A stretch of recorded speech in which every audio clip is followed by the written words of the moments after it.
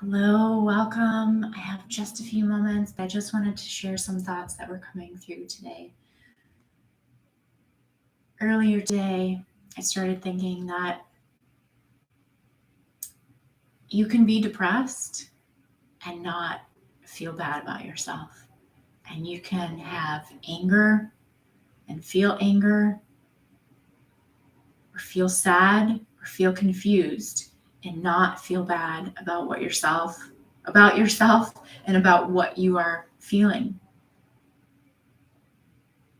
And not feel bad about having those emotions, because emotions are really just a response to our interactions with something that is outside of us. And yet, in no uncertain terms, it was communicated to you, whether you knew it or not, whether it was explicit or implicit. It was communicated to you that your emotions, your responses to your reality were wrong. And so when we think about these states of being that we find ourselves in sometimes, the reason we struggle with them and the reason we have trouble moving beyond them is because of this conditioning, which really is the shame of all of this. And unfortunately, the shame has nothing to do with us. The shame is someone else's idea about how you were responding in order for you to fit in to their belief about how they wanted their world to be. So you were conditioned to respond in a way in which kept other people feeling safe and in control. And you were conditioned to not be yourself. And therefore you were conditioned to feel bad and wrong and confused about who you really are.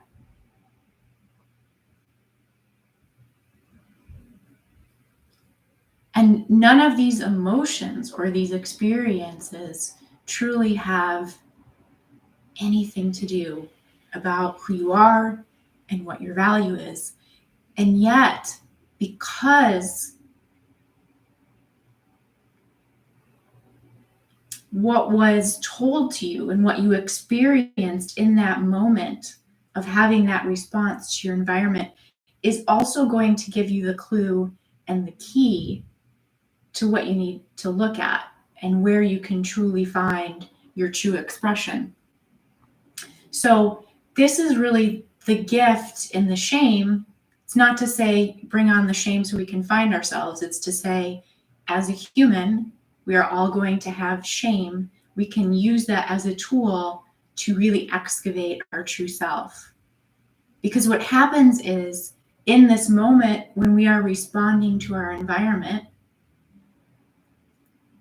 and it is someone else that is telling us how we should respond rather than allowing the natural response we're having, that puts us on a spectrum and a scale, right? So we can look at this response we have now internalized about ourselves towards ourselves.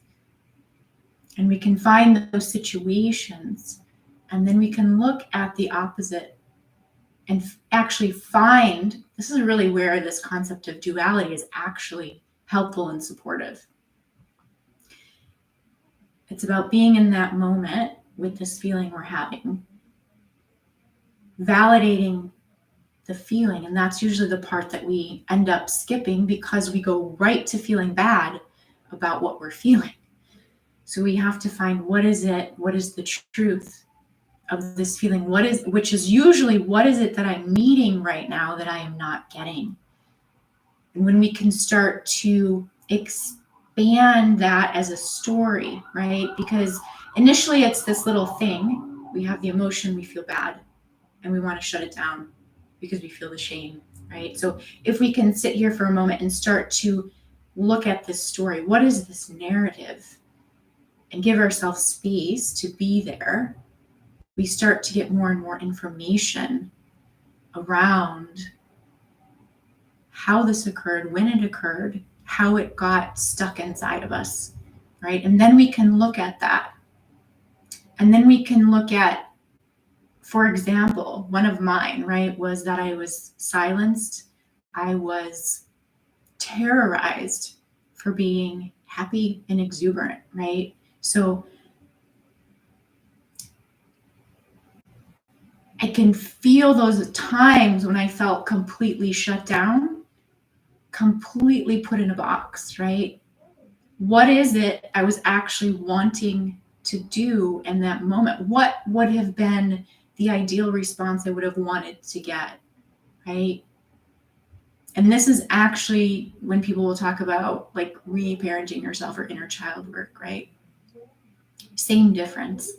But it's allowing yourself to feel what was felt now in this moment. This is exactly what was felt in the past. And then taking that and allowing yourself, this is this feminine range that we work with, right? Rewriting that story. It's not even rewriting it. It was always there. But what is the story that got erased, that was wanting to be birthed into this reality? And so then we, in this expanded state of awareness, can help to cultivate the truth of what is really wanting to be here, what is wanting to come through. And when I say this is us, this is you, this is who you are. You're already here, right? But we're reading the wrong script. We have the wrong lines. We have somebody else's lines to the play, right? They don't really fit. There's a whole other story here that's wanting to be told, and that's what you're doing here in this lifetime. And so this is how we can start to understand, in the perspective or from the perspective of trauma, right, that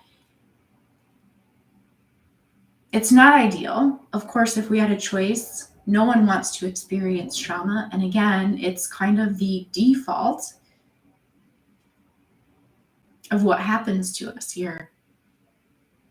Yet it is a way that we can truly uncover the best parts of ourselves, the parts that were meant to be seen, the parts that were meant to be expressed, and the parts that are here in this desire that you have to be here to bring your gifts to the world, because the world does need them, right? And the very reason they were attacked and shamed is because that energy that you were bringing forward correlated to a wound in someone else, right? So this wounding is already here on the planet. And so by looking inside of your own self, looking through the shame, understanding how that trauma got stuck inside of you, you are actually healing that and recoding that for more than just yourself. And we know it's scientifically proven too that energy is not static. Energy is connected. It affects everything that is around you. And I'm having these experiences over and over now where it truly matters where you are coming from with your energy and with your statements. I've had experiences where I was in a very needy state, right? And I was reaching out to someone and wanting this attention or wanting this response, right?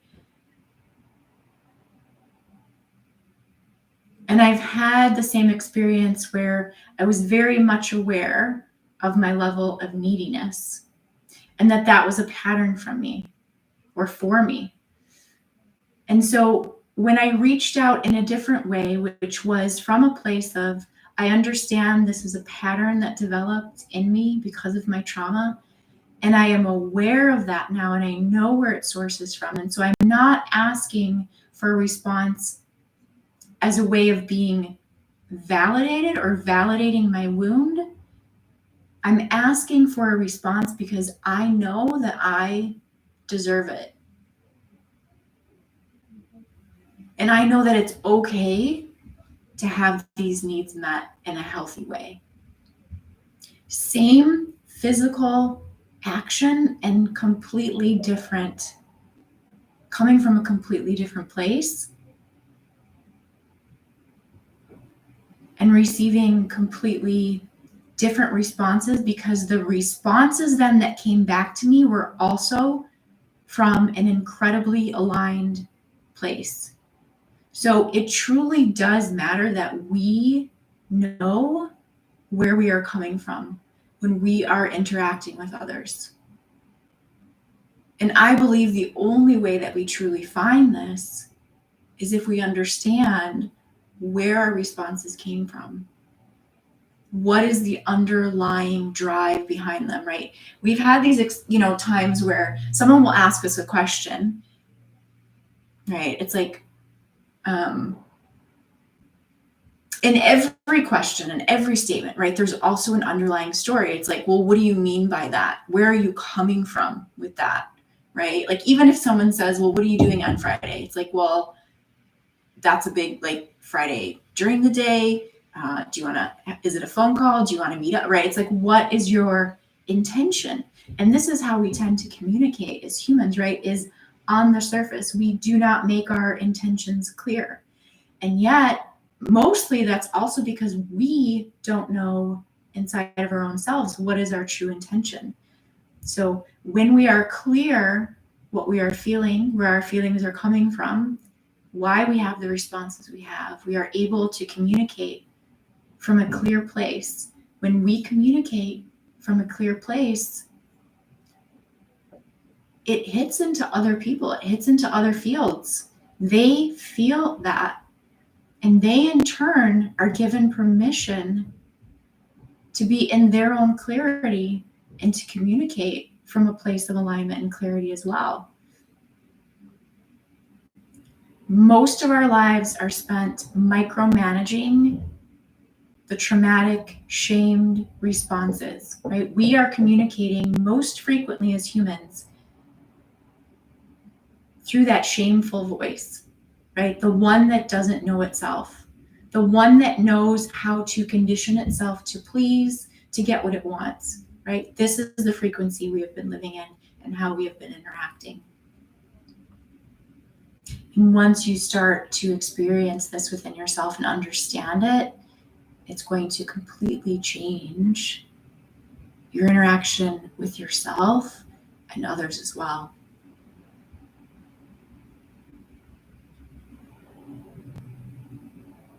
So to know that most of the underlying negativity or badness that we feel is not even in relation to anything that is happening, right? That feeling of dread, of doom, of fear, most often that is the shame that locks everything in. So I'm continuing this week of talking about all of this. On Saturday, I'm doing a workshop, not so much focused on the shame components, but what is beneath it, right? What is it that we have kept hidden? What is it that we didn't even know we were still suppressing beneath? Because it is time that these things start to rise up in a space of freedom, from a space of freedom, which allows others to also free themselves. It's the bravest and most courageous thing that you can do, to look inside the shame, because that's the thing that keeps people locked out, right? So the more that we do this, the more free, the more at peace we feel, the more we understand other people's responses have nothing to do with us. It is their own shame.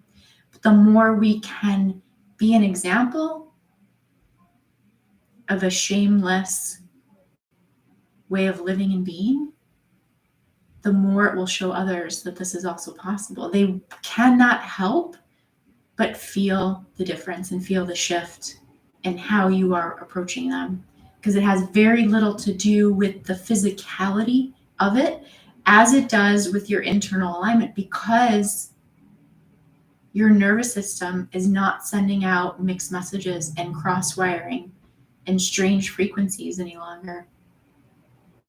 So if you're interested, I hope you'll join me on Saturday. The link is below in the description. As well, you can find all kinds of information on my website with how to connect with me.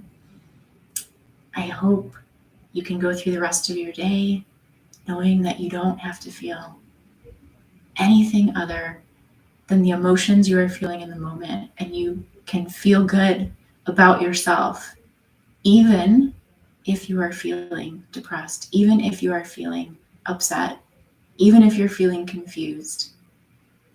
It's feedback between you and your environment, and it's only telling you what you need or what you need to know or how you need to adjust in order to be more at peace in your world.